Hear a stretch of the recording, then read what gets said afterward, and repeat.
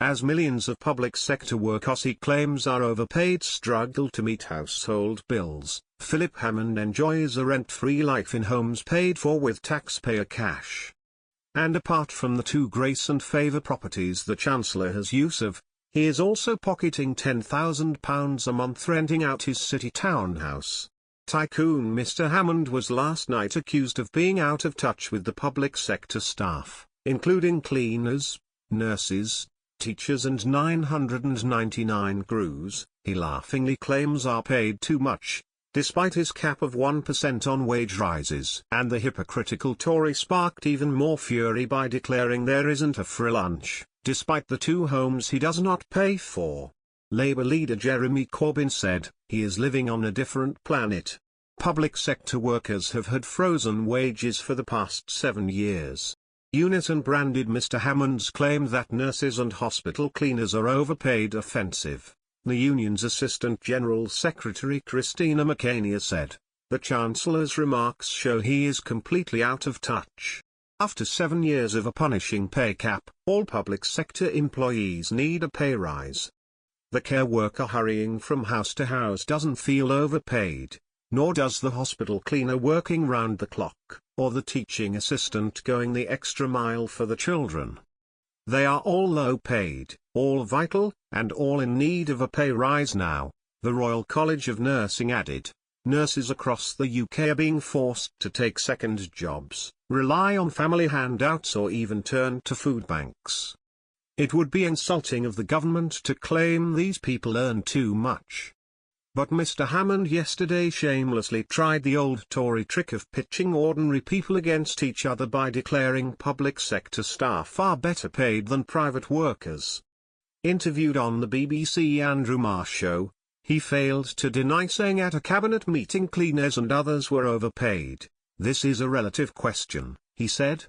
It is a simple fact that public sector workers on average are paid about 10% more than private sector workers. The only way we can create the high-wage economy we want to have sustainably is to increase productivity, to get our public finances into good order. There isn't a shortcut. There isn't a free lunch, maybe not for ordinary people. But Mr. Hammond, who earns £67,505 as Chancellor on top of his MP salary of £74,000, moved rent-free into 11 Downing Street last year after he was promoted by Theresa May. But we can reveal he advertised his 5-bedroom townhouse in Belgravia, southwest London, for £2,500 a week, enough to pay for 5 full-time nurses. Records show he started renting it out in February, just a week before his botched bid to clobber self-employed staff with a tax hike in his first budget. The property tycoon, who is worth more than £8 million, bought it with his wife in 2007 for £1.07 million.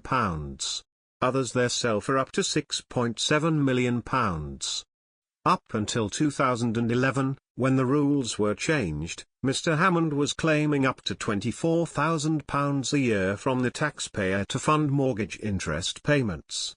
He also enjoys free use of Dorneywood, a Buckinghamshire mansion owned by the National Trust which is handed over for use by chancellors or other top ministers, and a Channel 4 Dispatches programme revealed last week that Mr. Hammond could make millions in a deal with a firm if land next to his constituency home in Surrey gets planning permission.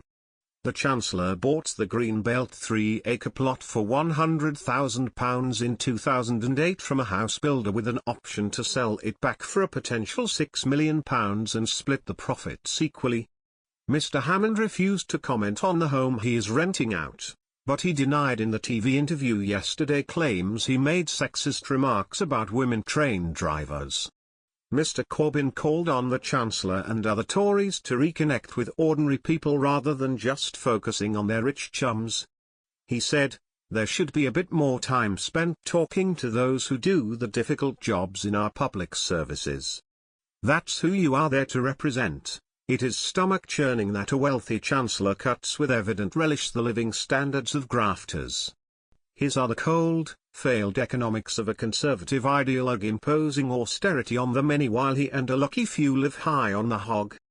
His lack of self-awareness makes him a poster boy for the Tory indifference destroying this tottering government.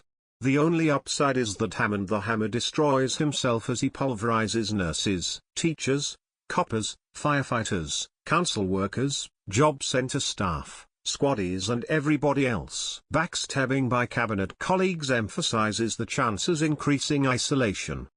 Some of the Tory knockers are Brexit zealots undermining the Remainer in the Treasury.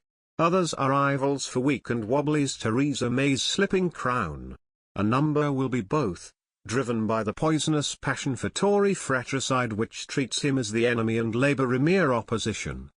Hammond treats working Britons with contempt, and this rich man will pay dearly for his objectionable politics in denying the poor a wage rise.